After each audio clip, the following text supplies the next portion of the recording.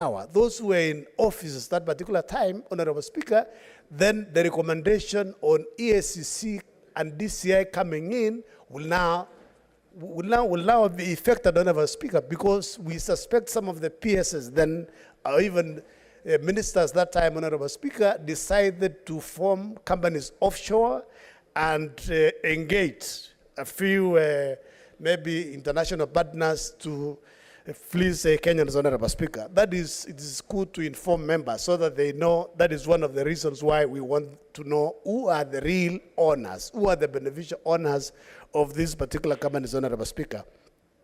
Honorable Speaker, we've also made a recommendation that will easily reduce the cost of power. There are three main lines, Honorable Speaker: Darkwell, Ortum, Kitale. Basically, it will sort out that part, the western part of Kenya, because it will stabilize the grid and it will also reduce the allocated so that these lines are completed. The line, Honorable Speaker, between Narok and Bomet will open that region, and there is very expensive thermal power in Moroni that when this line of Bomet, Narok is completed, the thermal power plant by Kenchen that is in Moroni, Honorable Speaker, will be retired, and it will reduce the cost of power, because that's an expensive power.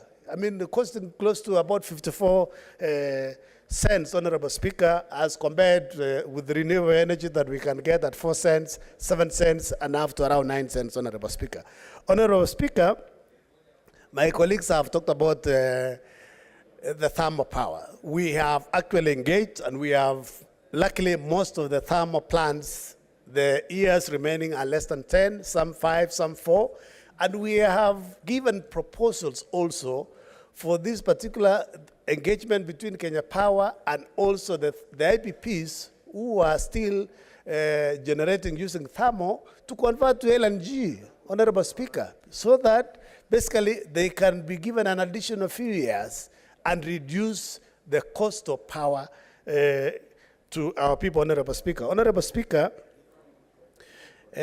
for a few years ago, also on the same thermal plants, Honorable Speaker, we are told Kenya Power, they're the ones who approve the purchase of HF4. HF4 is basically every fuel, Honorable Speaker, oil. So, Honorable Speaker, these particular IPPs, Kenya Power demands that they all stock that can stay as close as 2 years, which is very expensive for the IPPs to store HF4 for 2 years.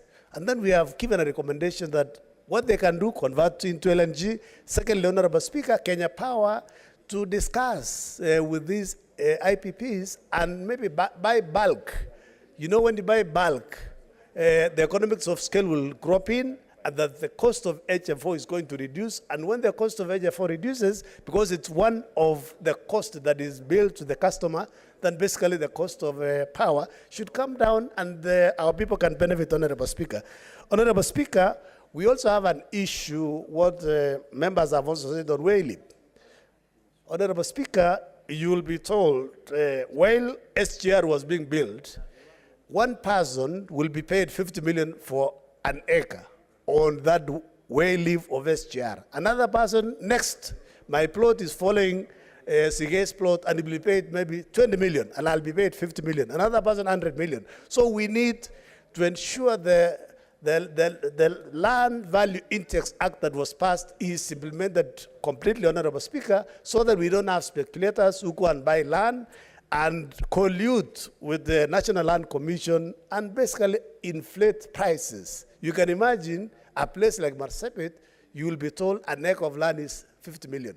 Where on earth will you buy a land for 50 million in that part of the country? This is basically corruption, and we need to rein on these speculators who want to steal from Kenyans, Honorable Speaker. Honorable Speaker, these three lines, the one we've also discussed with Ketrak, Honorable Speaker, the Mariakane substation. We have talked about it for a long time. We want Ministry of Energy to allocate resources, complete that substation, so that Kenyans in that part of the country can enjoy the green energy, Honorable Speaker. Honorable Speaker, There are many things that we have said here, and we want to promise as a committee, Honorable Speaker, that after adoption of these reports, we will pursue, and I agree with the leader majority that there is no need for an implementation committee, Honorable Speaker. The departmental committee or the standing committee are the ones with knowledge. They have the memory of what they'll have done, and we'll pursue. Basically, within 14 days, if some of these things are not done, and 60 days, others 90 days, others 60 days, it will be upon us as a committee to write to the ministry and follow up. Otherwise, if we give to another committee, they'll struggle to follow up, Honorable Speaker. Honorable Speaker, I urge our members to support this report, and we will ensure that we pursue the ministry, we pursue KPLC, so that the cost of power, in fact, we had expected this report to have been passed last year, so that by December last year, the cost of power should have come down. But because we did not pass it, I believe with the passage of this week, we will now embark on monitoring and ensuring that Kenya Power basically and the ministry follow all these things so that our people can benefit, because we are struggling. I mean, the cost of power it is cheaper to import power from Ethiopia, and we have capacity to produce 10,000 megawatts from geothermal.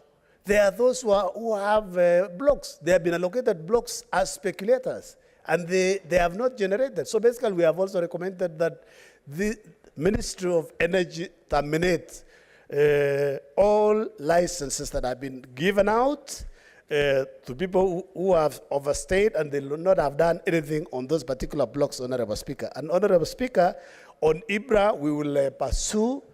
I know some of the challenges that they tell us when we meet them is some of the regulations have stayed for too long at the Attorney General's office, and we will also be writing to AGs to ensure that regulations that have been sent there, they need to release them quickly. Because I remember even in the last Parliament, Honorable Speaker, we had close to 30 regulations by Communication Authority of Kenya that lied in that Attorney General's office without being released. So maybe we just need to give timelines as part of amendment of this report, as it's been said by members.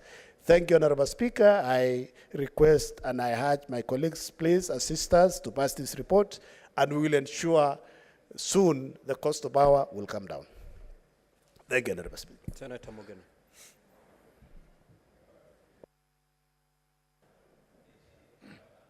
Yes, thank you, Mr. Speaker, for giving me an opportunity to also make my contribution to this report. Mr. Speaker, I have really no hesitation in supporting this report because I'm adversely affected, Mr. Speaker, by the inefficiencies of power generation. Mr. Speaker, I want to begin by thanking the chair of this committee, Wahome Wamatinga, and declare my interest, Mr. Speaker, that once this report is fully implemented, I'll be the first beneficiary, Mr. Speaker. Mr. Speaker, I and Senator Cheruiyot get power from one line with the substation in Chemosit. And Mr. Speaker, that one line with 132,000 kVA supplies 5 counties. Supplies the county of Kericho, supplies the county of Nyamira, supplies the county of Kisii, the county of Migori, and the county of Homa Bay, Mr. Speaker. And oftentimes, Mr. Speaker, when there is a lot of demand for electricity, especially in the evening, you get what they call power loading. And we are forced to be switched off because this one line cannot supply all consumers in those counties. So I suspect, Mr. Speaker, that if Senator Cheruiyot is in Kericho, he tells Kenya Power to switch off people of Nyamira in the evening. So I hope that recommendation number 1, Mr. Speaker, at number 3, that is recommending that the 132 kV Narok-Bomet line be completed within the next 1 year, should be implemented as soon as yesterday. Because, Mr. Speaker, this is the line that will reduce the overload from those 5 counties. Hopefully, Mr. Speaker, will be separated from Kericho, will be separated from maybe Homa Bay, so that we can have enough power to the county of Nyamira. Mr. Speaker, every often, Mr. Speaker, I get complaints from many of the people who live in the county of Nyamira, especially those who reside in the constituency of Borabu, that they get switched off at the peak hours of doing business. Those who have workshops cannot generate enough income every day, Mr. Speaker, because of power outages. So I really hope, Mr. Speaker, that the ministry that participated when the committee was undertaking this exercise will fully partner with the Ketraco geothermal and ensure that these recommendations are implemented. Two, Mr. Speaker, as a country, we need to make some hard decisions, Mr. Speaker. The idea of Kenya Power having monopoly does not serve the interest of this country, Mr. Speaker. This is a matter that has been debated year in, year out, but we have not made hard decisions, Mr. Speaker. And unless we allow competition, and I expected that that recommendation should have been in this report. Senator Kalwale, Senator Mungatana, Senator Kisang, unless we kill monopoly and allow competition, we will always have these problems of high electricity tariffs. And we can learn from other jurisdictions, Mr. Speaker. During the Great Depression in the US in the 1930s, in 1933, President Roosevelt opened up the industry, and he allowed for the setting up of Kerio Valley Authority. And one of the tasks of Kerio Valley Authority was to generate affordable power to the people of Kerio Valley. Tennessee Valley, actually, not Kerio Valley. Sorry, I'm not Kerio Valley. Tennessee Valley. And you know, that decision by President Roosevelt increased the customers for, that were connected to electricity into millions, to speak. As we speak today, the cheapest power supply to the national grid in the United States of America comes from Tennessee Valley Authority. That's what we need to do. Because when you bring in competition, you are able to have competitive prices. Because all that we need is cheap power. Members of this committee will be surprised that 200 shillings of unit, if you purchase units worth 200 shillings, you will only get 3.7 units of electricity. And that's extremely costly. That is too expensive. So I urge this committee that has done a very fantastic job to go a step further and have a firm, if this issue is to be implemented. You had a suggestion that we should kill monopoly, open the industry to competition, so that we can have cheaper power supplied to our people. On the issues of what the EACC should do on investigations, it is really sad that some of our parastatals, especially Kenya Railways, lost lots and lots of land in prime areas, in Upper Hill, in Parklands area, because people just came and grabbed houses that belonged to Kenya Railways. So this recommendation that you have made for Kenya, for the National Land Commission, to ensure that it works with EACC to recover or to ensure that they protect land that is owned by Kenya Power and Lighting is a very, very good recommendation. And I hope this will be taken seriously. So in brief, so that I don't take a lot of time, this is a very good work. And in conclusion, Kenya Power and Lightning Company, Mr. Speaker, has stolen from Kenyans, literally. You have made a recommendation that the Auditor General should audit KPLC's financial statements and obligations and their billing software. This is actually the most eye-catching recommendation for me, because there was even a case that was filed in court. Orders were given to the effect that Kenya Power and Lightning Company was stealing from Kenyans, but nothing happened. Let's have an audit, an in-depth audit. And if we get that there is evidence that leads to some fraud, deliberate stealing from poor Kenyans in terms of billing, there should be a recommendation that that money should be recovered from KPLC and we refund poor Kenyans. Senator Mundigi, there are people from Embu who have been robbed. So this audit by the Auditor General, if there is one thing that you need to ensure that it's fully implemented, it's this suggestion to allow the Auditor General to audit, see the billing, if there was any fraud, if there is money that has been stolen from Kenyans, this should be recovered. This is good work, committee members. We thank you for this, and we hope that this report will not be put to the shelves to gather dust. This good work should see light of the day, and you should report back to us and tell us that the work that was done by a committee headed by Senator of Nyeri has brought some smiles to the faces of Kenyans. Thank you, Mr. Speaker. Thank you. Honorable Senators, we have visiting students from Egerton University in Nakuru County. Honorable Senators, I would like to acknowledge the presence in the public gallery this afternoon visiting students from Egerton University in Nakuru County. The delegation comprises 6 students who are in the Senate for a one-day academic visit.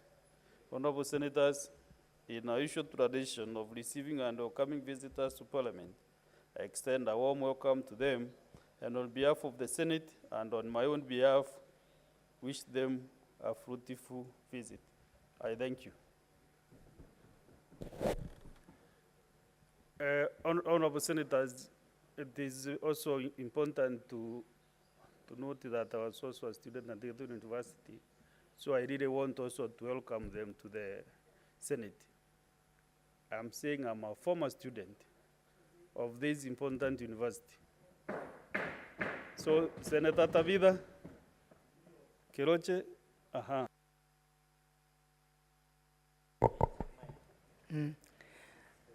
Let me take also this opportunity to welcome the students from Egerton University, from Nakuru County. Happy to have you here today. I wish you all the best, and whatever you learn from here, may it help you achieve what you're looking for. Thank you so much for visiting in the Senate. We are so proud. This is the upper house. You learn a lot, and this is where we registrate the laws that are favorable to our people, and especially our people in Nakuru County. When you go home, tell them we are here na tumesimama imara to ensure that all is going well in our counties. Asante, we'll meet when I come down to Nakuru. Asante, thank you. Yes. Can you take your few minutes to contribute to this motion? Asante. Thank you so much. Thank you for the opportunity. I also stand to congratulate and join the other senators that have spoken before me to congratulate the Committee on Energy on the report on the inquiry into the high cost of electricity in the country. In the manifesto, in the Kenya Kwanza manifesto, one of the manifesto was the industrialization. And I know if the cost of electricity is lowered, We'll ensure that we encourage more investors, local and foreign, to build more industries in our country.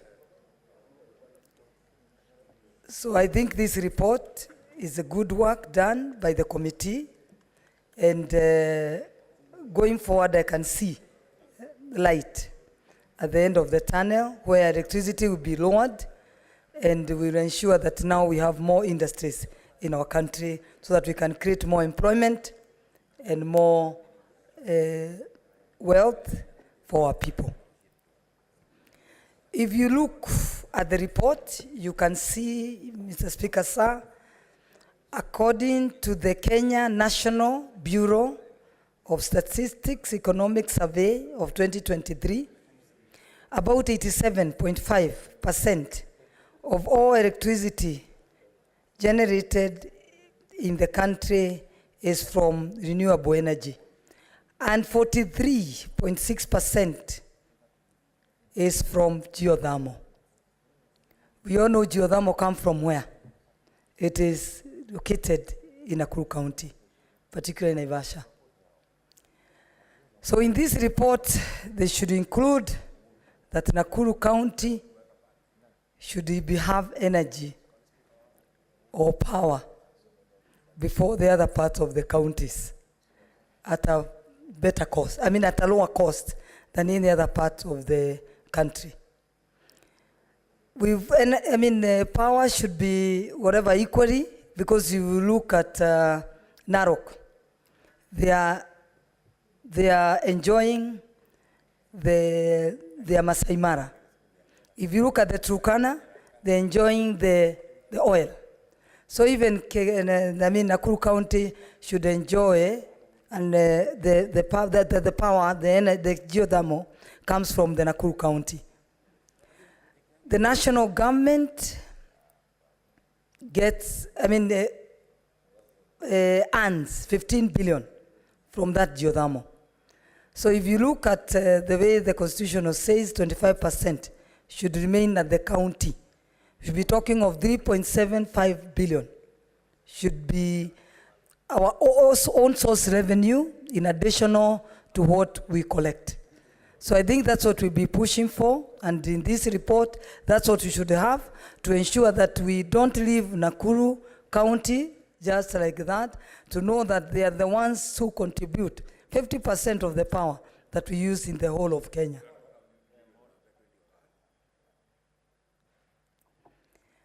Mr. Speaker, sir, mine is only to congratulate the committee and to tell them to ensure that they put those points that we are adding in additional of what we are saying, so that everybody feels well represented, and it should not feel as if they have been left out. Thank you, Mr. Speaker, sir. Thank you, Senator Tabitha. Senator Sifuna Edwin.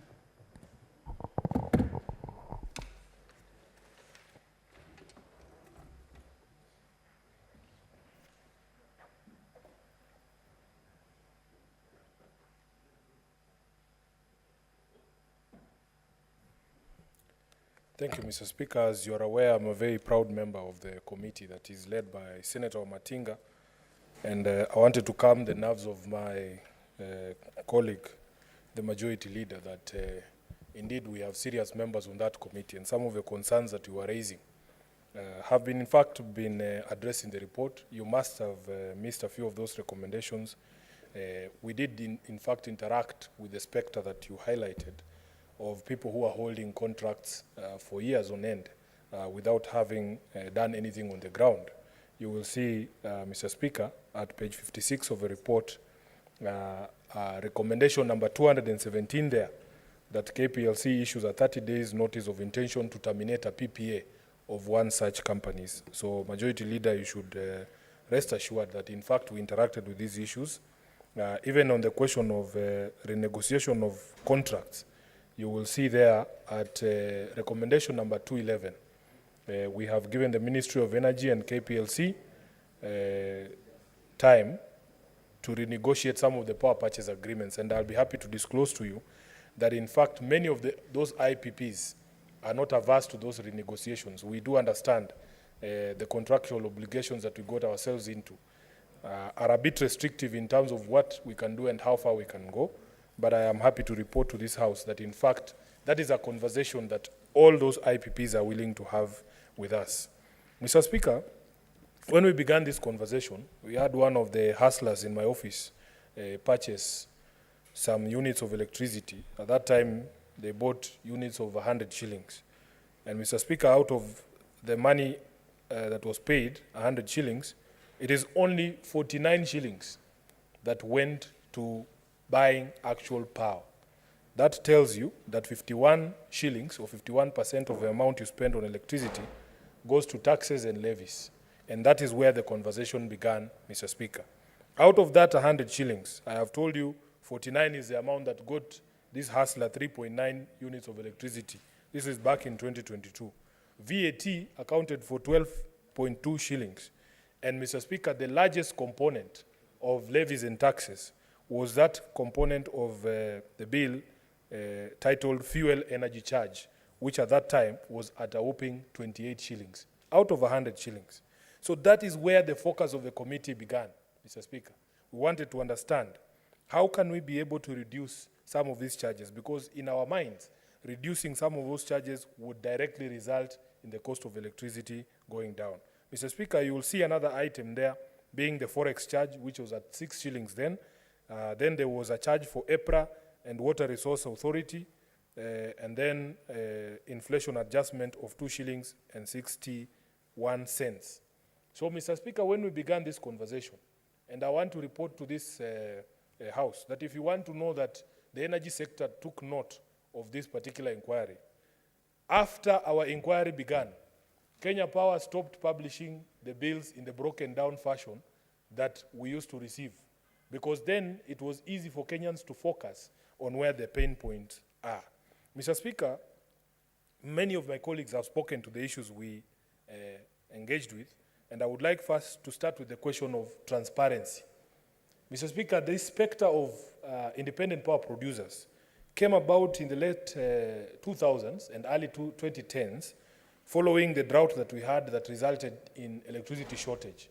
And the government then decided that in order to ramp up our capacity, then we need to open up this particular industry to the private sector for us to be able to have other generators coming on board.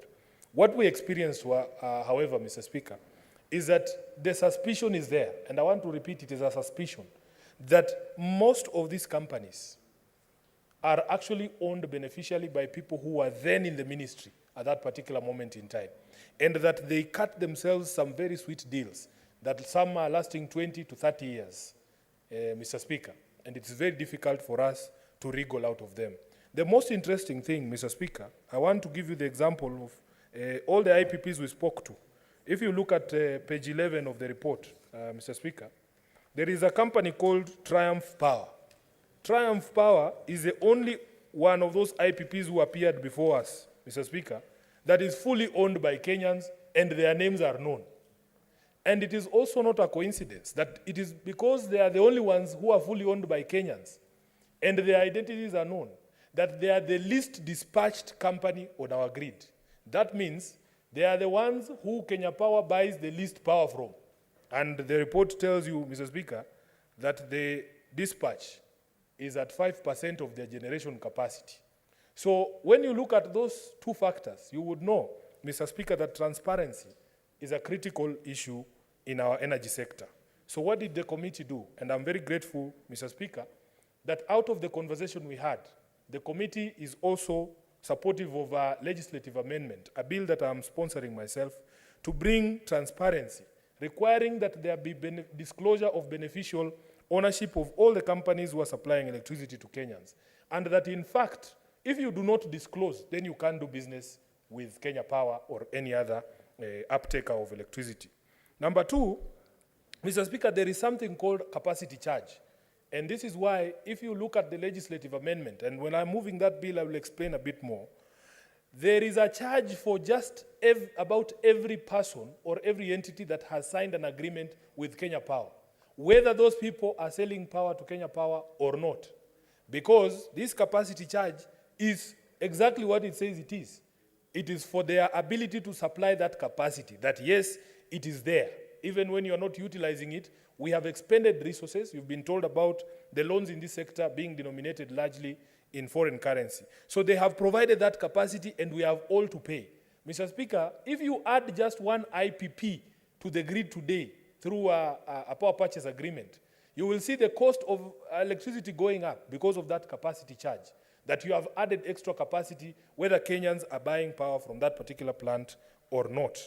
Mr. Speaker, then there is the question of transparency in the purchase of electricity from all these IPPs.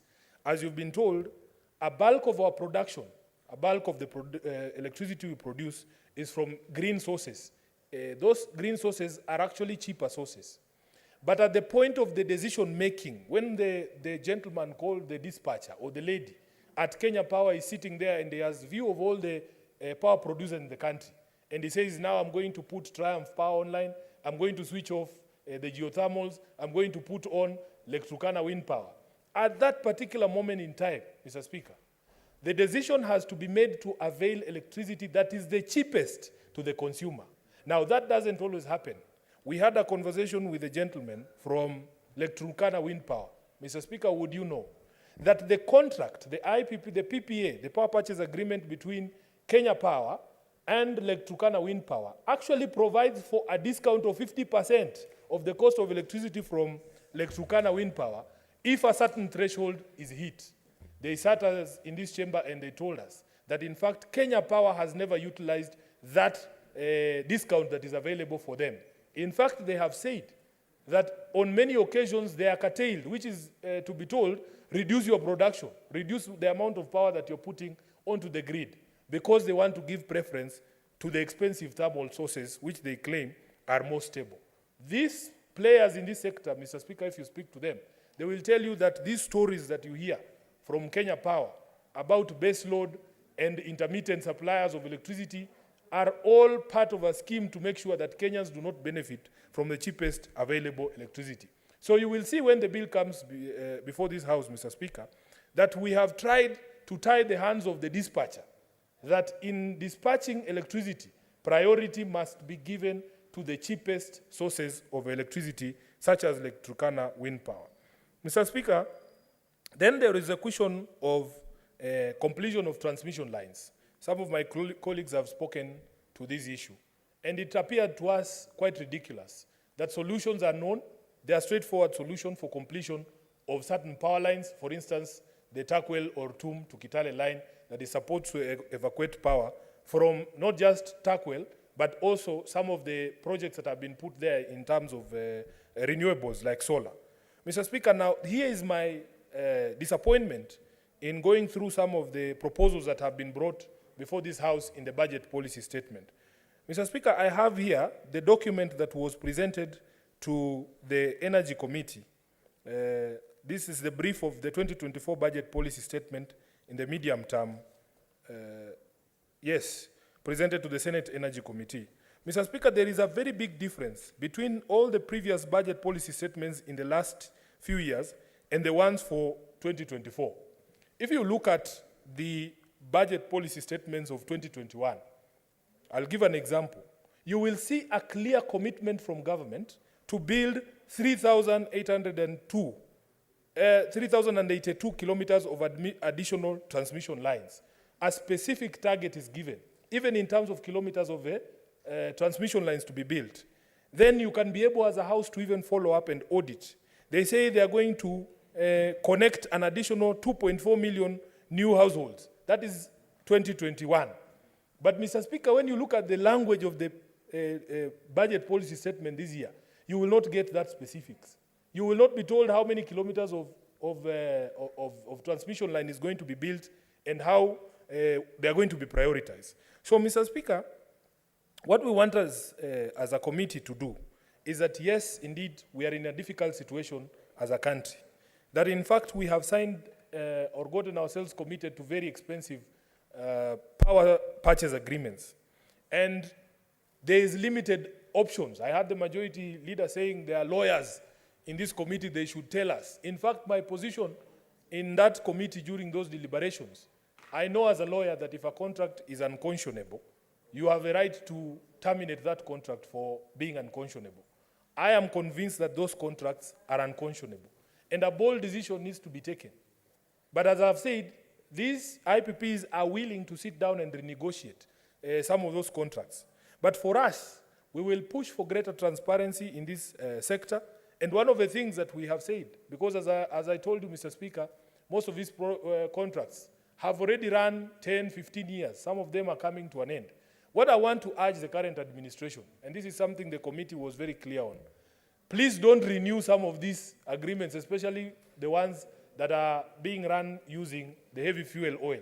Because we had some of the players coming to us and saying, oh, Sifuna, this plant can still produce electricity. It has a few more good years in it. There is no need for you to scrape it. If they are not going to scrape those plants, Mr. Speaker, then we should obtain concessions from them in terms of the pricing of electricity from those plants. But the current administration should be very hesitant to renew any of those contracts, because I personally feel that they are unconscionable. Mr. Speaker, I want to urge my colleagues that when that amendment bill to the Energy Act comes before the House, that they support that amendment. We had opportunity to listen to a few stakeholders, because that bill went through public participation. There are people who are saying, oh, the recommendations are not deep enough, that we have not done justice to the issue. But I want people to understand the limitations within which the committee was operating. Because as I said, Mr. Speaker, we have already tied our hands in terms of the duration of those contracts and the prices. Mr. Speaker, also, sitting in this committee is very interesting because you get to know things. Out of the 3 billion shillings, Mr. Speaker, let me get the correct figure. As of now, counties owe Kenya Power 3.5 billion shillings. And out of that 3.5 billion, 2 billion shillings is owed by Nairobi County to Kenya Power. So, Mr. Speaker, when I will stand here another time, trying to argue for greater resources for Nairobi, because we are very unique. By the time you are running a bill of 2 billion shillings on electricity alone, Mr. Speaker, we have very unique needs that other counties like Nyandarua might not be experiencing. So if I ask for a little extra money for Nairobi, because the senator for Nyandarua also enjoys driving around at night with the lights working. He would like that when he's going home, the route to his home is lit. So, Mr. Speaker, allow us in Nairobi to be able to get extra resources to pay off these bills so that they don't remain on our books and continue appearing there as liabilities for this power utility that is Kenya Power. So, Mr. Speaker, with those many remarks, I thank you and I beg to support this report. Thank you, Senator Sifuna. Next is Senator Sigei Wakili.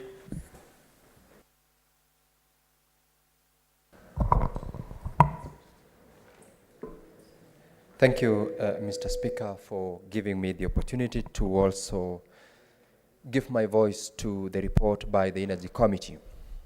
Mr. Speaker, from the very onset, I would like to confirm that I support the report by this committee for the obvious reason of the centrality of electricity and the energy within our sectors, both in terms of production or even our households, where, as a matter of fact, without electricity or without power, we are limited in much of what we do.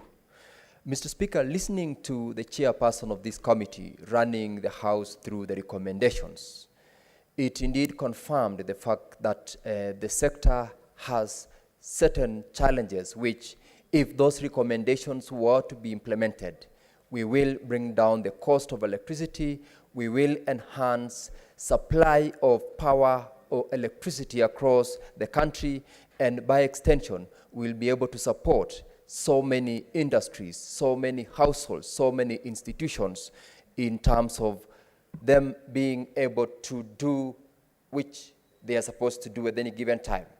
Of particular interest, Mr. Speaker, is recommendation number 3, which spoke about the completion of several transmission lines, which by doing so, it will support production or rather transmission of power to very specific places The senator for Nyamira, the Honorable Senator Okongo Mogeni, indicated to this House that one single supply line that is in Chemosit supplies up to 5 or so counties. Actually, it's more than 5 counties. And where there is, at any given time, certain blackout, it is not because of lack of power, but it's because of the inability of the transmission line to serve all the 5 counties at any particular time. What does that mean? Mr. Speaker, it means therefore that industries, households, or institutions who are going to be denied power at such a time when there is inability for the transmission line to share, we suffer. And in this case, for instance, particular county where I represent is a victim of that blackout or inability of the transmission line to do it in most of the time. And therefore, if the recommendation that has been shared by this committee were going to be implemented, and in this case, they have proposed a timeline of 1 year, I am aware that that will serve a lot of the areas which have, in most cases, been deprived of operations because of inability of the transmission line to serve those areas. The second issue, Mr. Speaker, that I would love also to support the recommendation of the committee is on what everyone else has talked about, the contracts by the power generating or producing IPPs and Kenya Power and Lighting Company. We cannot write a contract, nor can we say these contracts are cast in stone, as the chairman, I think, had indicated earlier on in his laying out of the report. But all, Mr. Speaker, I believe entirely depend on the goodwill that the IPPs and those parties to the contract can engage in. If, as the Honorable Senator for Nairobi has said, these contracts can be renegotiated, it is the only way to exit where the terms of the contract are so unfair and unconscionable to one of the parties. As to whether or not this has taken forever to be done, my guess is as good as that came from the committee because of the interests that are entrenched in the sector. And I believe the proposed recommendations in the proposed amendment to the Energy Act, I believe, as Senator Sifuna is pushing, will enable the House and us to deliberate beyond just the contracts which are existing. I believe such recommendations, when they come before the House, will facilitate an engagement on whether there is also a possibility of disengaging between production or generation of power, distribution, and ultimately the commercialization. Because where there is monopoly, we all know the consequences where there is no competition.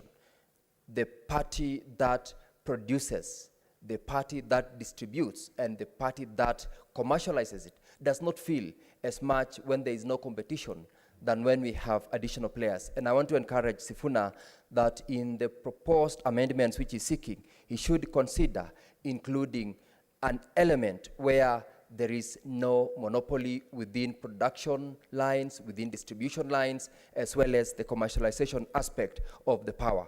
This is the only way with which we can also liberalize the market so that we have the ability to also engage in dealing with pricing of electricity at any given time.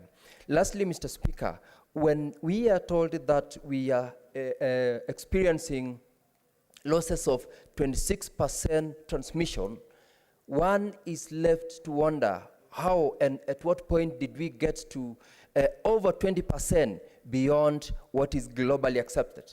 Because if it's globally accepted that 6% transmission losses are within the parameters of what is allowable, why and how did we get to 26%?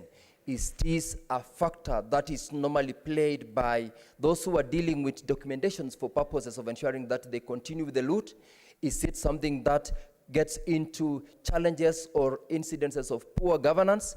And is it therefore then a factor that, besides the acknowledgement of the fact that we have got 26% losses on transmission, the committee needs to look beyond that recommendation, where in as much as we are saying this particular committee do not have, or rather, when we are told that we need to have an implementation committee, I tend also to believe that the committee that is involved, the energy committee, comprising of members who are knowledgeable in the sector, comprising of the members who have been involved beyond just the report writing, but delving into the details and the challenges that the energy sector has experienced, this same team can and are able to ensure that they follow through these recommendations. Those with certain timelines, this particular house, I believe, can have the option to summon the parties relevant to ensure that such recommendations are honored within the timelines given, and those which requires amendments to the law, this is one of those which we say we should support such recommendations, because at the end of the day, we want to push Kenyans to make sure that the cost of electricity is at least affordable and reasonable in the context of the household that we use, in the context of the industrial demands that we require electricity, and above all, of course, the issues that we're saying that takes the cost of electricity high.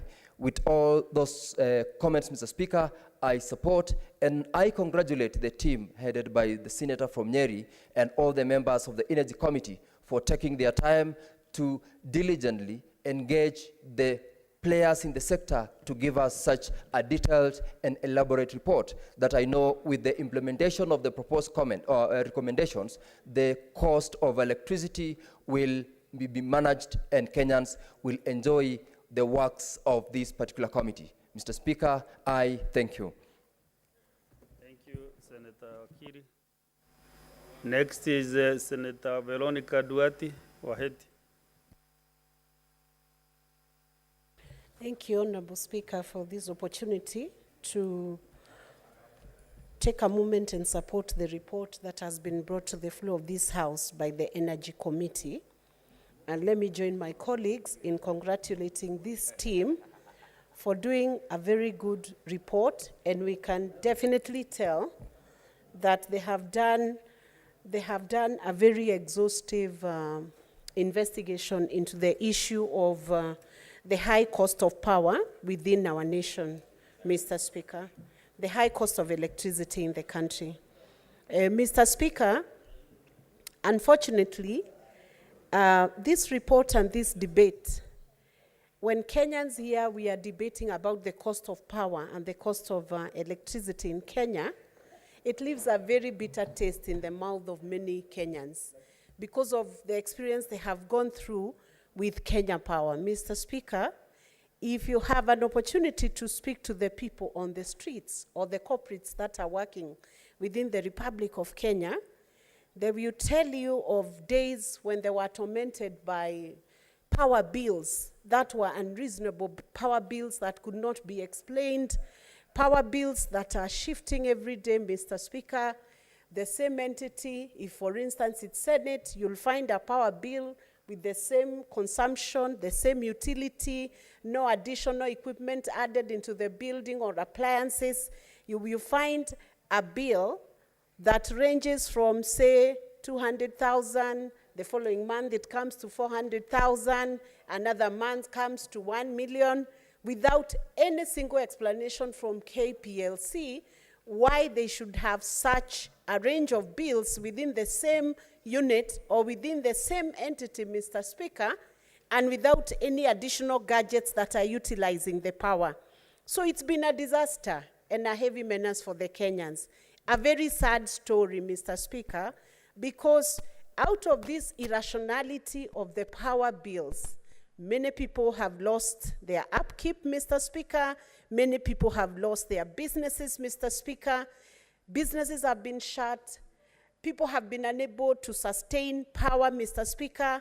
If somebody loses their job, I can assure you they cannot sustain paying power bills within their homesteads, Mr. Speaker, because that bill will be in the zone of 20, 30,000 within a month, just one item, Mr. Speaker, in their budget. So it's been a very sad story within our nation.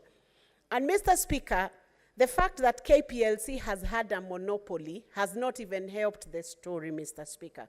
The kind of control that they have had over this power, Mr. Speaker, has made it possible for KPLC to behave as though no one else will ever enter into this field of energy, Mr. Speaker, or offering power to Kenyans. Unfortunately, it reminds me of Kenya Airways, Mr. Speaker. These two, I have been unable to rationalize how they behave, the management behavior, and what they are doing with the resources that Kenyans have bestowed upon them, Mr. Speaker. But today we are not discussing Kenya Airways, so it will come in another day, because they have unique characteristics which are almost equivalent, Mr. Speaker, because of a level of monopoly that they enjoy, which I think they should cease to receive any protection, Mr. Speaker.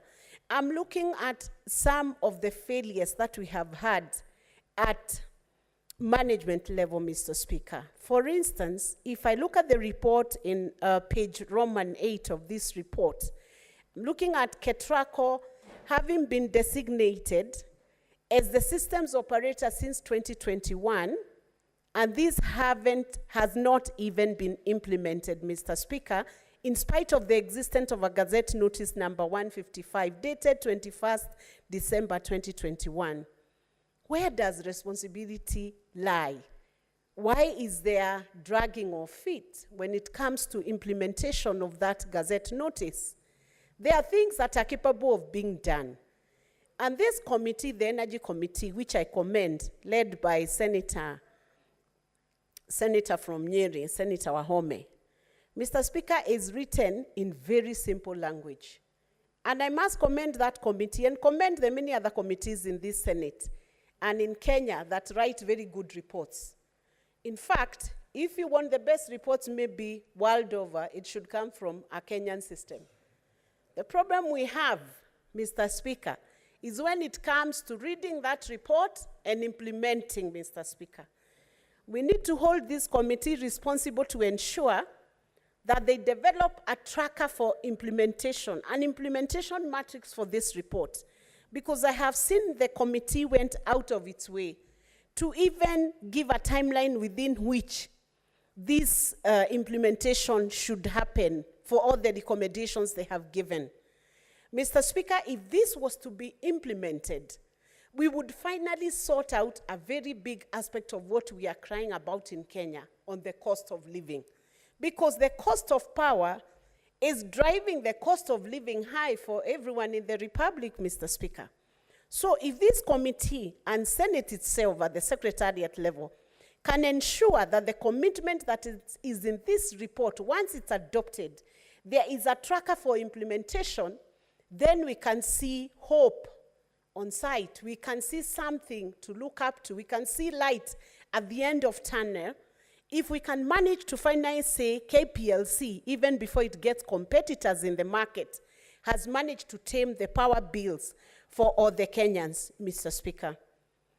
And though this report is a long report with many pages, Mr. Speaker, unfortunately, this report begins and ends with this question of independent power producers.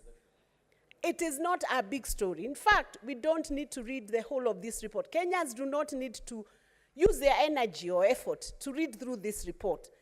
That energy can be utilized by those who have been enjoined to perform or implement what the government requires them to implement or what the Constitution requires them to implement. It can be read by the KPLC and the Minister for Energy.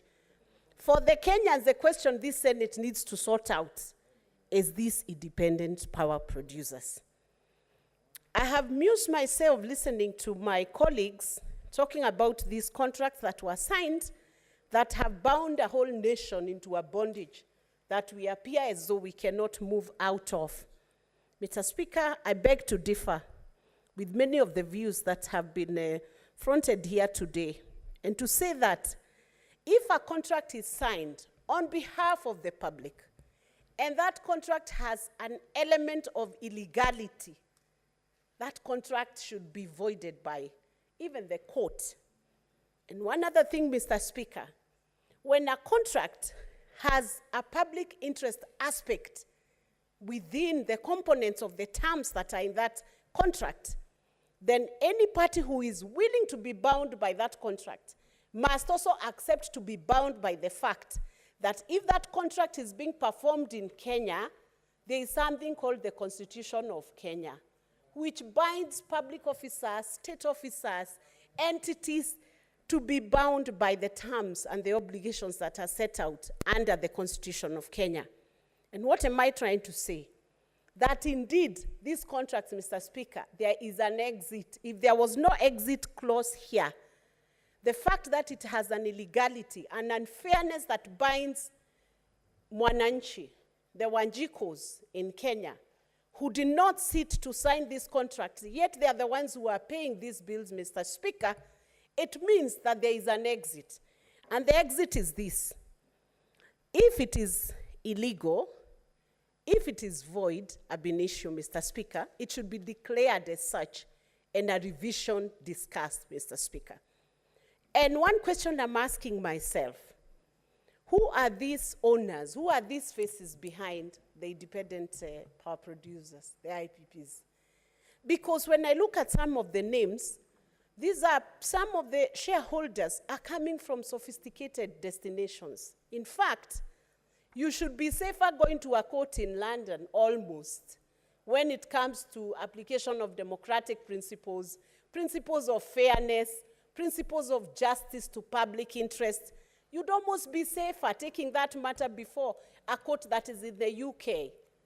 Mr. Speaker, nothing stops the ministry from exercising diligence to ensure that if the reigning jurisdiction of the contract, the cited jurisdiction within those contracts, Mr. Speaker, if it is cited to be UK or Denmark, nothing stops the ministry or KPLC or any other party who is in this power purchase agreement challenging the illegality, the aspect of the illegality that it has no exit clause. Because you cannot hold a whole nation at ransom, indicating that whether you consume this power or not, you continue to pay for it. And the person who is paying for it could be earning less than $1 within a day, Mr. Speaker. There is no justice or fairness in that argument, Mr. Speaker. So I want to propose to this House that there should actually be an exit. All these power purchase agreements are capable of being actually invalidated, and those terms being discussed again, reviewed, settled within a contract, Mr. Speaker, and getting Kenyans to the pricing of this power in a manner that is competitive and that meets the international standards. This nation would even be willing to be subjected to the international standards of the pricing of power unit, Mr. Speaker. And I speak because for all the time we have had discussions on why the power is being charged so highly in Kenya, the cost of electricity is so high, there is always this feeling of there is nothing we can do it because of the agreements that have bound us for 20 years. Mr. Speaker, we have been witnesses to the fact that even when a law is made within this House or in National Assembly, if that law is unconstitutional, Mr. Speaker, we have seen our courts declaring sections of laws illegal, unconstitutional, and invalidating them, Mr. Speaker.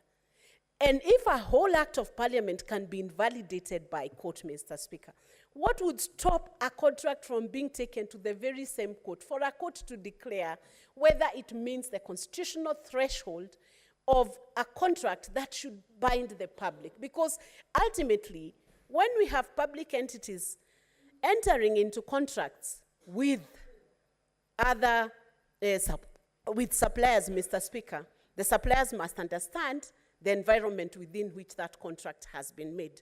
So, Mr. Speaker, I rise to support the report that has been brought to this House. I have looked at the recommendations. It is worrying that the KPLC debt stands close to 39 billion, and they have consistently made sure, Mr. Speaker, if you do not pay your bill within 2 days, they disconnect you. So they are collecting money, Mr. Speaker. They should be able to fund and pay off their debts, Mr. Speaker. The system losses is something that they should be able to handle. Whatever equipment they are using, if the lines are substandard or whatever it is that is causing system losses at 26%, that is something they should address, Mr. Speaker. Mr. Speaker, I've also noted that EPRA has failed to submit 27 regulations. Just a minute, Senator Veronica. Yes, and What is operate. your point of order, Senator Changi?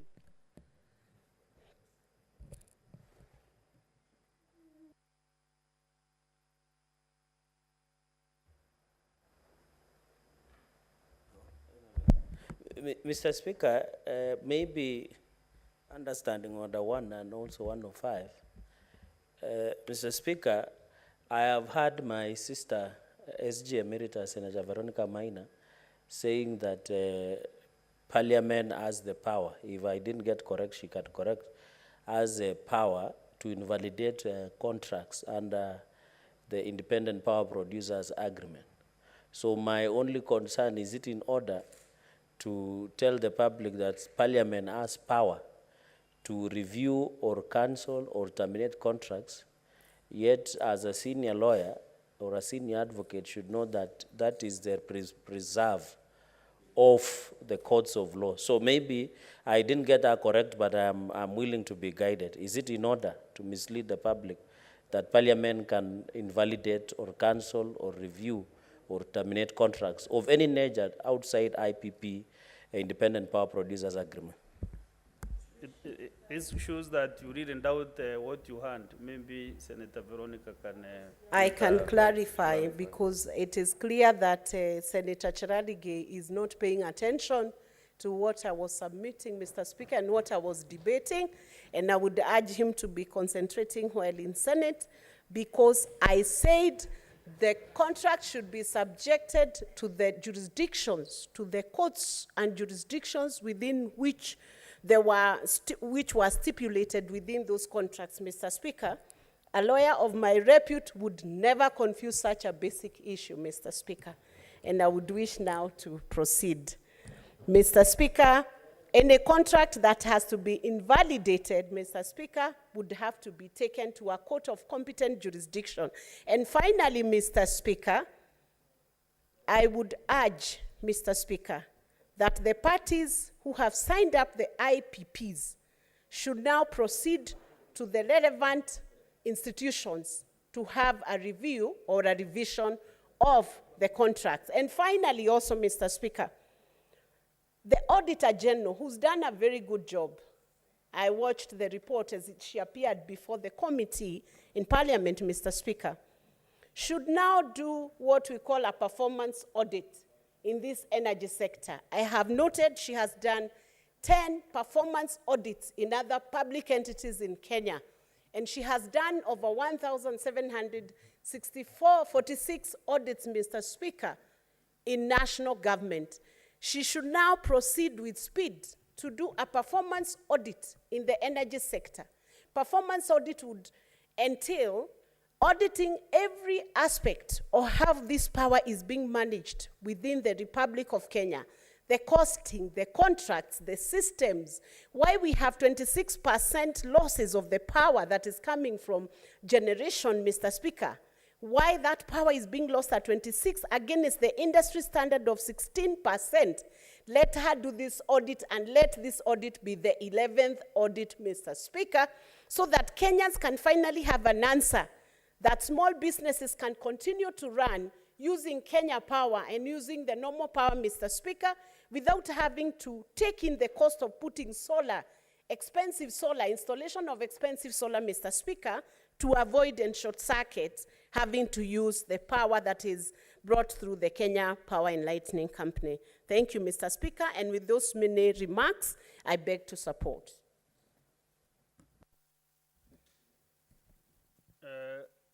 Senator Joe Newton. Thank you, Mr. Speaker, for this opportunity. And I also rise to support this particular statement by the Committee on Energy, led by my friend and neighbor, Senator Matinga. Mr. Speaker, I want to be very brief. Mr. Speaker, the purview of this particular statement was on the cost of power in Kenya. Mr. Speaker, everyone that pays for power, and I believe almost everybody in this house has a meter somewhere, Mr. Speaker, knows that over the last 2 years, the cost of power has shot through the roof, Mr. Speaker. And so this is a matter that concerns all of us. This is a matter that has affected the cost of production in this country. And Mr. Speaker, it has also resulted to high prices of goods and commodities, and therefore a high cost of living, Mr. Speaker. And so this report could not have come at a better time, Mr. Speaker. There are many concerns with Kenya Power, Mr. Speaker.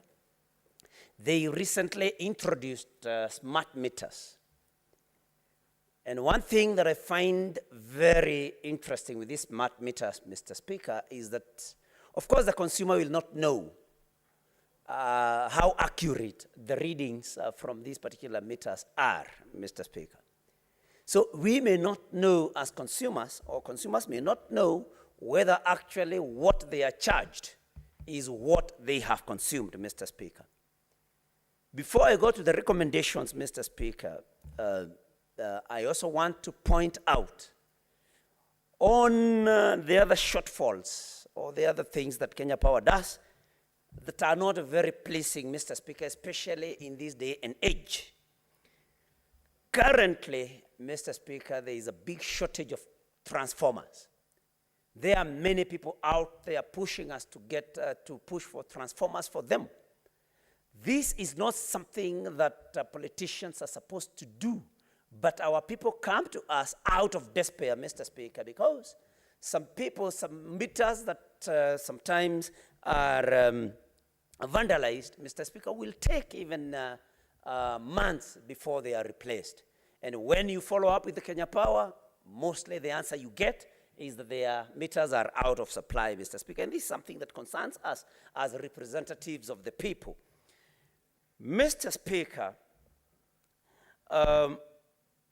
this report has made many recommendations, Mr. Speaker. And most of them have been about, Mr. Speaker, having like a soft landing for these IPPs. We should not, if you look, Mr. Speaker, at some of these recommendations, and I did look at them, Mr. Speaker, that recommendation number 13, that there will be prioritization of these PPAs, of these IPPs, to give priority to those that have a continuous supply with minimum interruptions of the base load, Mr. Speaker. Mr. Speaker, it's like we are trying to fit into the position of IPPs. Because like most of us that have contributed today have said, do we really need these IPPs, Mr. Speaker? Can't Kenya Power enhance its productivity of power? Mr. Speaker, why would we want to continue making some private companies benefit out of the suffering of Kenyans? Why would Kenya Power, a monopoly, still rely on IPPs, Mr. Speaker? Why would Kenya Power not invest in production of power, Mr. Speaker? These are the questions that we have been asking ourselves. Why do we have to use IPPs? Can't we do away with them altogether? Mr. Speaker, another area relating to production of this power is we have traveled to some countries, Mr. Speaker, and you find that they have uninterrupted supply of power. Most of these countries, if you ask, Mr. Speaker, you'll be told it is because they use nuclear power. And that is why their power supply is never interrupted. Mr. Speaker, perhaps it's time we also started asking ourselves through the committee, and I'm happy that Senator Matinga is still in the House, what prevents us from, Mr. Speaker, generating nuclear power. Is it not an option that we can consider depending on the high need for power supply that we have, Mr. Speaker? Why, Mr. Speaker, the other thing that we should be asking ourselves is why Kenya Power continues to be a monopoly. Because, Mr. Speaker, some of us have had an opportunity to apply to be connected to power. One very interesting thing is that sometimes it's like it's consumers or would-be consumers persuading Kenya Power to connect them. Mr. Speaker, if they were going to operate as people or as a company that would even make some profit, they should be pursuing new connections. It should not be the other way around, Mr. Speaker, that sometimes people even look for connection, people even look for some influence to be connected to Kenya Power. So that connectivity, Mr. Speaker, again is low. Is it not time? And I would want to challenge the Committee on Energy to maybe look into the possibility also of maybe licensing, perhaps licensing another power company, so that, Mr. Speaker, you know, when there is competition, Mr. Speaker, efficiency is sure. So I think I want to challenge the committee to look into whether there is a possibility of having another company or other companies, not just one, so that, Mr. Speaker, there can be competition, so that we can also afford our people a variety, Mr. Speaker, because they say variety is the spice of life. So that if I don't feel like being connected to power by another company, then I have a choice. Why must we continue protecting or doing or giving support to a monopoly, Mr. Speaker, that is not efficient? Kenya Power must convince this country that that it should continue being a monopoly, Mr. Speaker, through efficiency. Let us see top-level efficiency. And so, when that happens, then we can be convinced that they should continue being monopolies. But I don't think, Mr. Speaker, that we should allow any particular service provider, especially of an important service like power, Mr. Speaker, continuing being a monopoly. Mr. Speaker, because it's late, let me not be informed by Senator Cheralgei. He can bring out his information during his time, because I know he's asking to speak. Thank you, Senator Cheralgei. Mr. Speaker, there is this particular loan of about 38 billion going to 39 billion that Kenya Power owes, Mr. Speaker. And I'm asking myself as a Kenyan, who has been around to see Kenya Airways being bailed out by government every year? And this is just a company that serves only the chosen few, Mr. Speaker, because if you come from a place like where I come from, not many people fly, Mr. Speaker. I've been wondering, Mr. Speaker, that government has bailed out even Mumia's sugar company. Mr. Speaker, would it not be a bad idea? Would it not be a very good idea if government decided to bail out Kenya Power? Because, Mr. Speaker, I think this would have some other multiplier effects. Because if you bail out Kenya Power, which serves the whole country, then it means, Mr. Speaker, that such a bailout benefits the whole country.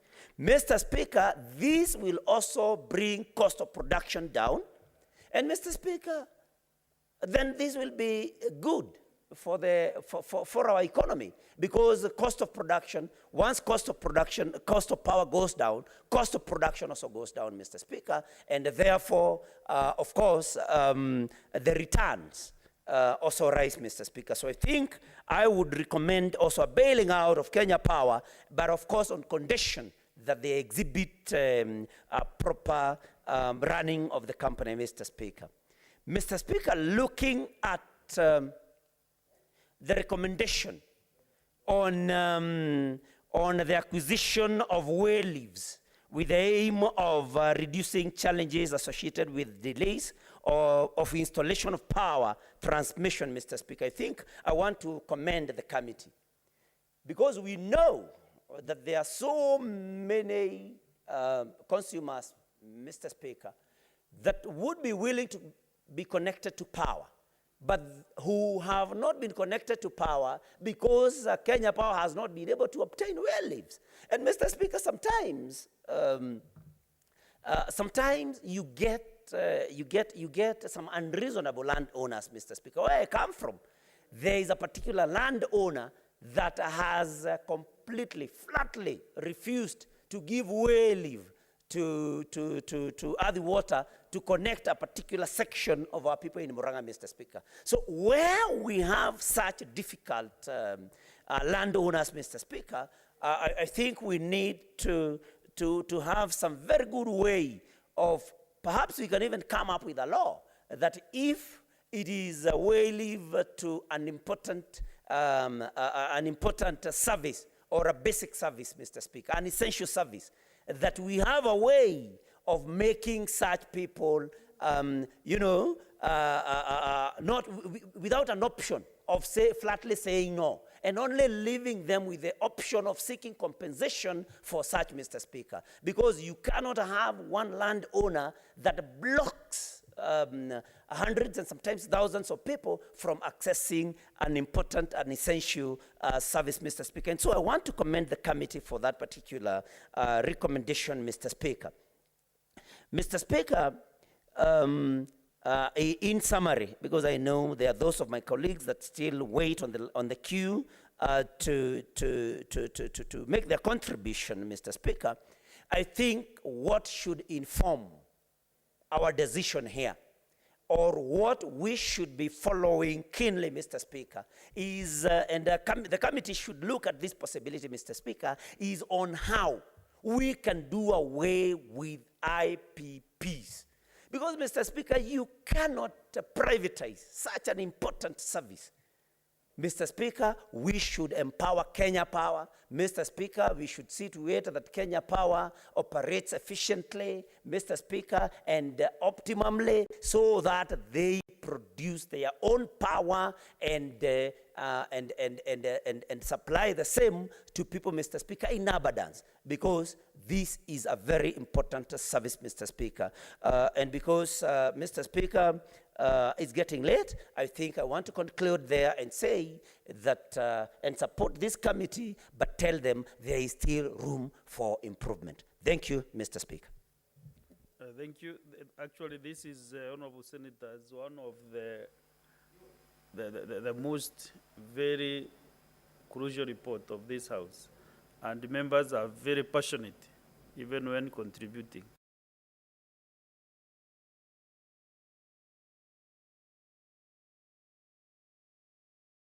Starting with Senator Ososi, then Senator Mudigi, and all the rest, Roba and the rest of you, there is still time for all of us to speak. Even Senator Kavidu Haginis, you are also on the queue. Senator Ososi, you have the floor. Thank you, Mr. Speaker, for this very important opportunity to also make my very valid contribution to this very important motion, which is a motion on the adoption of the report following the inquiry on the cost of electricity in Kenya by the Energy Committee. Madam Speaker, allow me to start by congratulating the committee for doing a wonderful job. The committee led by my good friend, the Senator for Nyeri, Honorable Wamatinga, who I must commend. Nowadays, the Senator for Nyeri has been a champion of worthy causes. And this is one of the worthy causes that he has led his committee to perform. Madam Speaker, I must also congratulate the committee for coming up with this very, very important inquiry, which is also very timely. Because, Madam Speaker, as you know, we are all crying about the issue of cost of electricity in this country. And cost of electricity is also related to the cost of living, as you rightly said, Madam Speaker, in your contribution. Madam Speaker, I am also very happy with the presentation of this committee. I think other committees must learn from the presentation that we have been given in this report. A report that has smart recommendation, a report that has a clear implementation matrix, a report that has something to follow up to. And I want to agree with the members who made previous contributions that our standing committees and even the oversight committees must do their report in such a way that they are able to follow up their own recommendations so that our people get value from the work that we do here. Madam Speaker, the issue of cost of power in this country is a very pertinent issue because Kenya is ranked among the top 10 countries in Africa whose cost of electricity is very high. We are paying about 25, close to $0.22 dollars per kilowatt hour against the international average of $0.136 per kilowatt hour. Madam Speaker, that is very high. But Madam Speaker, ironically, the cost of power is higher in some of the developed world. A country like Denmark is doing $0.54 dollars per kilowatt hour. But we cannot want to compare ourselves to those countries. Let us compare ourselves to Africa, which is a continent where we belong. Because probably the cost of power in those countries is higher because of the geography, because of other factors. But the geography in Africa suits the production of cheap power. So why are we not able to produce cheap power in this country? There are many factors. One of the factors that members have dwelt on is the issue of these power purchase agreements, some of them which are very, very expensive. The other factor, Madam Speaker, is operational inefficiencies and corruption in this power sector. The other factor, Madam Speaker, is economic factors, which the committee did not deal with that matter, Madam Speaker, and I will speak about it at some point in my contribution. So, Madam Speaker, this report addresses the problem of cost of electricity and gives recommendations which can help. But, Mr. Speaker, Madam Speaker, I have not seen recommendations around economic factors, Madam Speaker. I think that was an oversight. Because if you look at the tariff structure of electricity pricing, you realize, Madam Speaker, there are so many components, all which add to higher cost of electricity. If you look at the tariff structure, we have things like fuel cost adjustment, which means if the cost of fuel goes up, then the cost of electricity will also go up. We have issues like foreign exchange fluctuation. If you have a problem with your forexes, the cost of power will go up. Madam Speaker, we have inflation adjustment.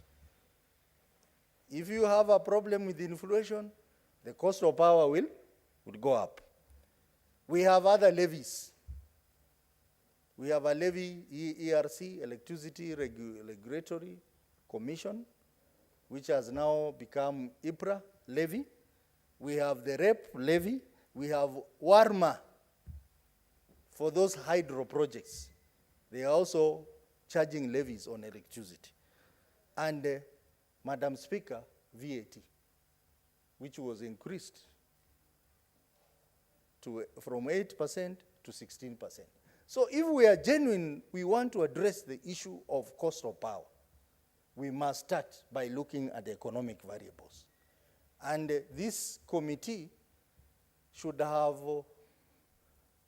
looked at economic factors as well, so that in their recommendations, they also recommend what needs to be done on those economic factors to reduce the cost of electricity. Without looking at those, even if we did some of these things they have suggested, the cost of power will still be high, Madam Speaker.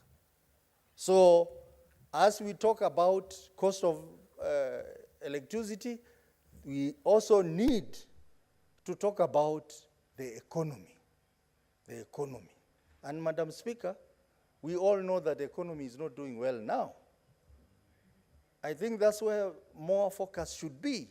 And as a House of Parliament, whose role is to deal with the concerns of the people, we need to seriously think how we are going to make this economy work for our people, how we are going to make it easy for our people. So the only omission I've seen in this report is it has been silent on economic issues. Madam Speaker, the issue of independent power producers, I have had this debate for many years. When I was young, a young boy, one of my very early jobs was in the energy sector. I worked in the Energy Regulatory Commission, and we started talking about this IPP those days. And we are still talking about IPP to date. And the faces around this IPP are known, they are there, they are benefiting from this industry, but no one is taking any action. We have had several governments. Moi government was there, Kibaki government was there, Uhuru government was there, now we have Ruto government. We are still talking about individuals who are exploiting Kenyans, and no action is being taken. We are not a serious country. We are not a serious country. And even hearing the contribution from members here, some of them were suggesting that there is very little we can do. It is only the courts. We have something that we can do as a House of Parliament. Why are we not doing that? Why are we skirting around issues? We are saying that we are going to give them 14 days after adoption of the report. The ministry can give us full disclosure of the owners of IPPs. But in the report, we have given the CR12 for those companies. Why are we not going for those people? Why are we not recommending the cancellation of those agreements? So, Mr. Speaker, we know the problems, we know the solutions, but we are not addressing the problem. So I will recommend that if we really want to address this issue of IPPs, we must recommend that all those agreements be cancelled, be terminated. And the House of Parliament has the powers to do that. But we are only saying 14 days after the adoption of the report, the ministry will give full disclosure of the owners of the IPP. Then after that, nothing happens and nothing has been recommended. So, Chairman, we are looking upon your committee.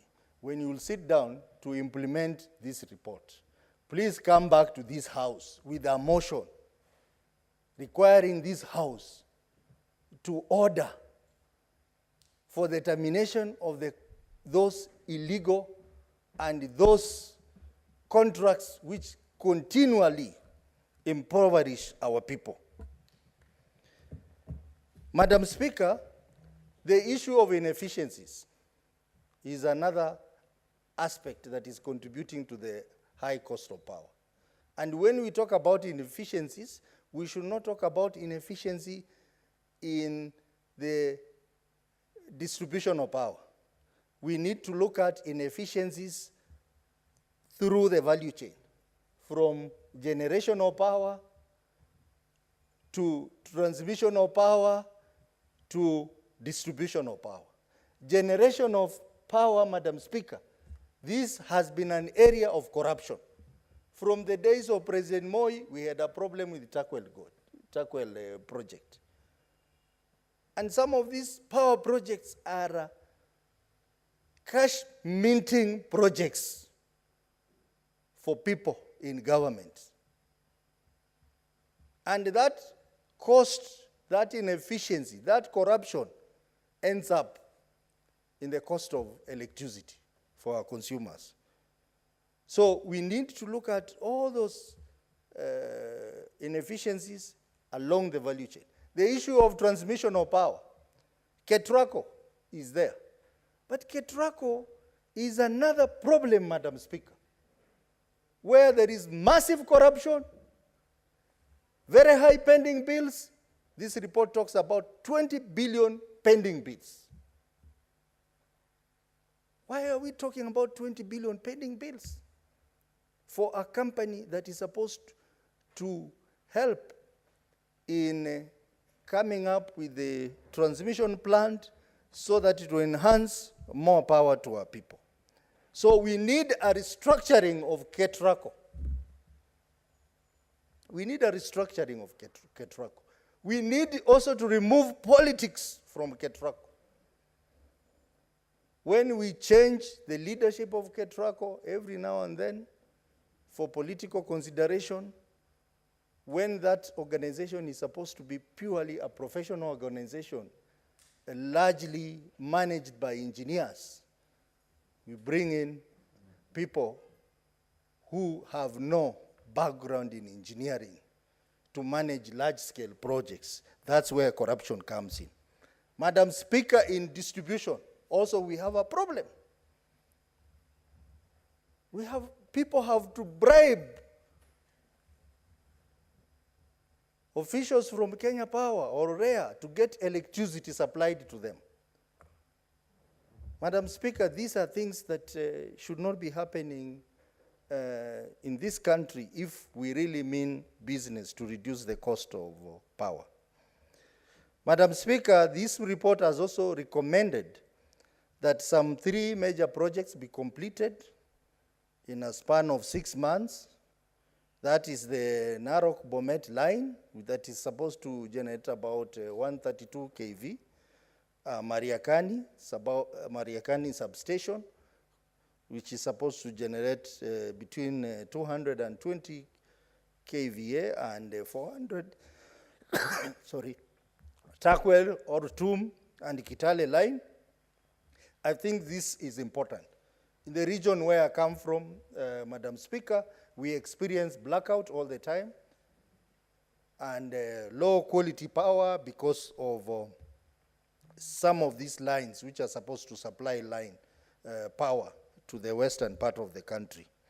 Madam Speaker, a few months back, we heard about a report by the Auditor General on Kenya Power, on the billing of customers, the billing software. That was a massive ripoff. And this thing has been going on, and even now it's still going on. What action has been taken? The committee, you fell short to tell us more about the actions that have been taken following the audit report by the Office of the Auditor General. Madam Speaker, the reforms in the energy sector is another major challenge, particularly implementation of the Energy Act, where we are told there are some 27 regulations which are lying idle at the office of the Attorney General. And Madam Speaker, this is a matter we also need to address. Every sector you hear regulations are lying at the office of the Attorney General. What is happening at that office, led by my good friend, former Speaker, Justin Muturi? Something has to be done. Sugar, we have regulations still lying there. Tea, we have regulations still lying there. Electricity, we have, I mean, what are the guys doing in that office?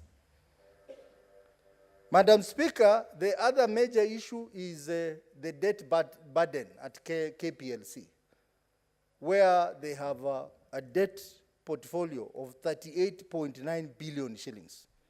Madam Speaker, if you have that high debt portfolio, you cannot be efficient. You cannot produce cheap power. So generally, these issues also revolve around the efficiency of Kenya Power. And we get concerned because it is a monopoly in electricity distribution. Supposing something happens to Kenya Power, we are all in dark as a country.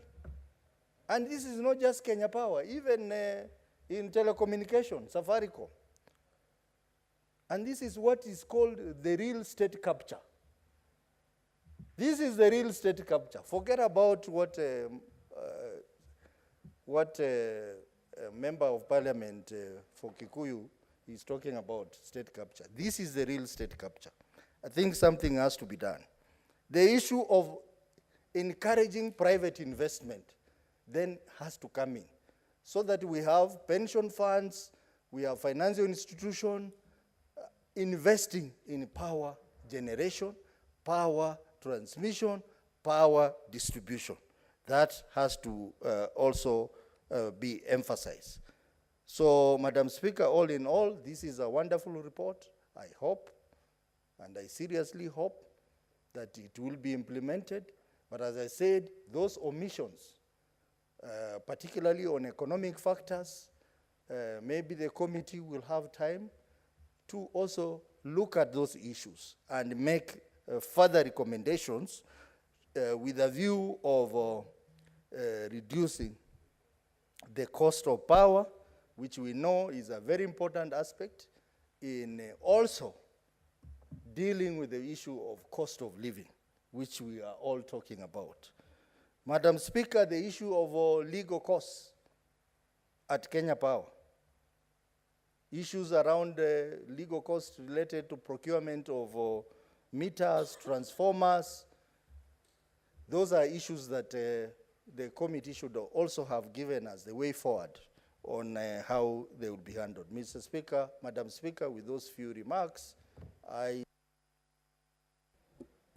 Thank you, Senator. I've been informed that my colleague speaker had given 2 senators on the majority side. So, yeah. So I will give Senator Agnes Kavindu. Thank you, Madam Speaker, for this opportunity to support with changes this report by the Energy Committee. Madam Speaker, I want to commend them for the good work that they've done. Maybe just some few things that maybe they overlooked. And one is that Masinga Dam, Madam Speaker, produces 1.56 billion cubic meters of water, capable of generating 40 megawatts of electricity. Madam Speaker, while Masinga Dam is generating all that, the homes surrounding Masinga Dam have no electricity. And I wonder why they cannot consider and connect all those people with electricity. Madam Speaker, What is your point of order, Senator Gloria? Standing order 41, we have no quorum. There's no quorum in the House. There's no quorum, so we can't proceed.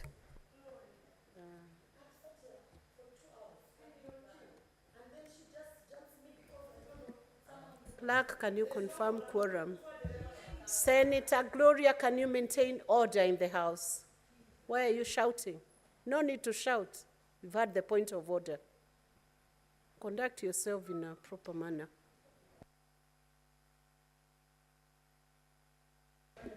Can the quorum bell, Senator Mudigi, you are out of order.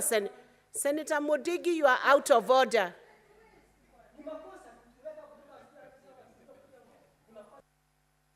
Ring the bell for 10 minutes. Senator Mudigi, you are out of order.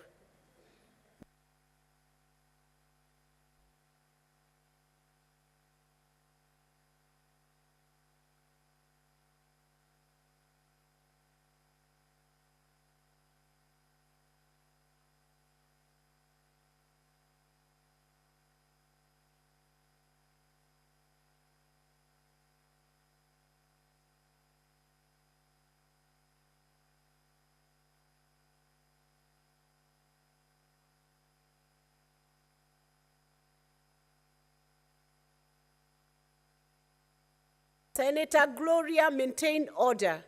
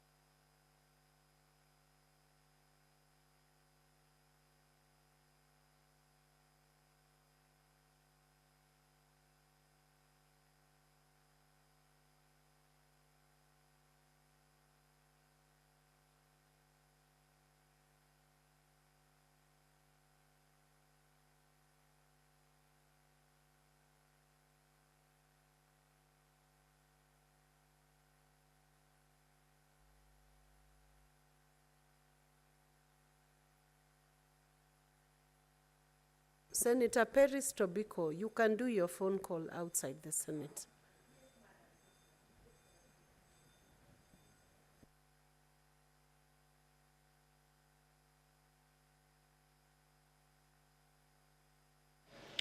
Senator Veronica Maina, currently presiding over the business of the Senate, has directed the Sergeant at Arms to ring the quorum bell for 10 minutes.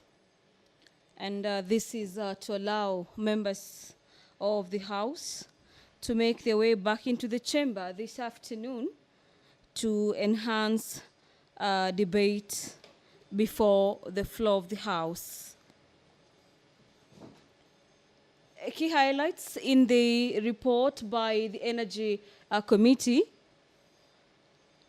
is the recommendations by the Committee on Matters to do with Kenya Power, that according to the committee has led to high prices in matters to do with power in the country.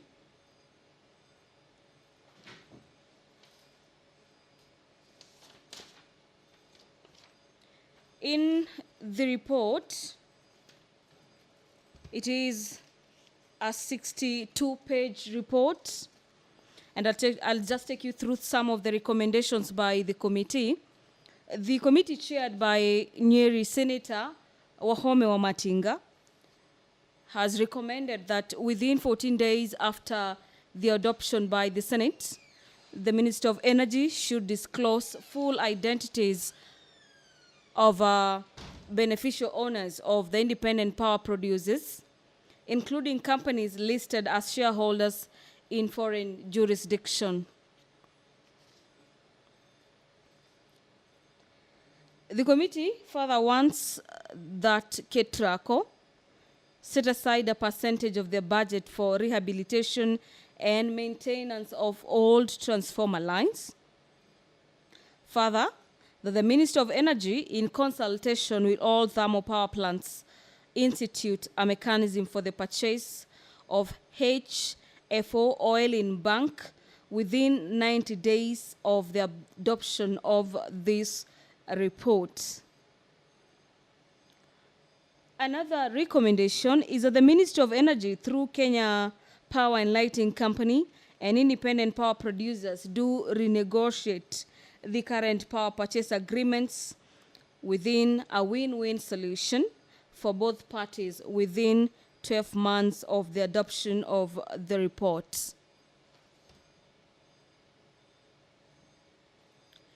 In the report, the committee has further recommended that the Office of the Auditor General do undertake a special audit of Kenya Power and Lighting Company financial statements, as well as obligations, system audits, and billing softwares going back to 5 years from the date of the adoption of this report.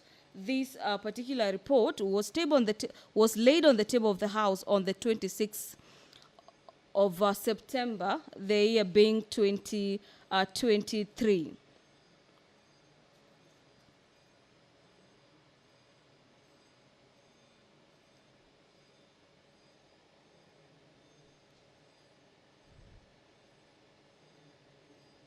It is further recommended that the Kenya Power and Lighting Company should dispatch power based on merit, giving preference to the cheaper power producers. There has been a heated debate on the floor of the House in regard to some of the proposals, some of them being single licensing of the power production, where a couple of senators raised concerns in regards to that particular proposal. The committee has further recommended that the National Lands Commission, the Ministry of Energy, and the county governments, as well as other relevant stakeholders, do come up with guidelines that will ease the acquisition of well leaves with the aim of reducing challenges associated with delays of installation of power transmission lines, and this is within 6 months of the adoption of the report. According to this report, EPRA should submit 27 pending regulations that operationalize the Energy Act of 2019. This is to Parliament, and these particular submissions should be accompanied with written explanation in the ordinate delay.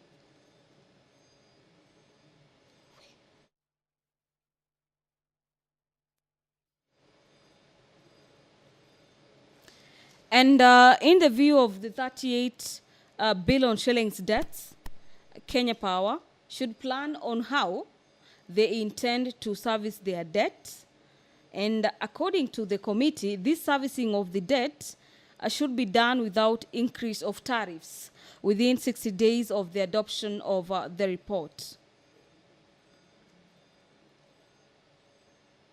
The committee further wants that Kenya Power should prioritize independent power producers that offer discounts on a certain threshold that is met.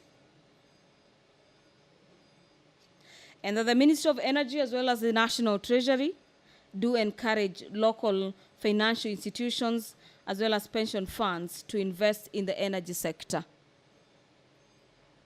Senators, having failed to attain quorum at the expiry of 10 minutes, the Senate stands adjourned pursuant to Standing Order 41-2A until tomorrow, Wednesday, 28th February 2024 at 9:30 a.m. And when we resume, you will have 19 minutes, Senator Agnes Kavindu.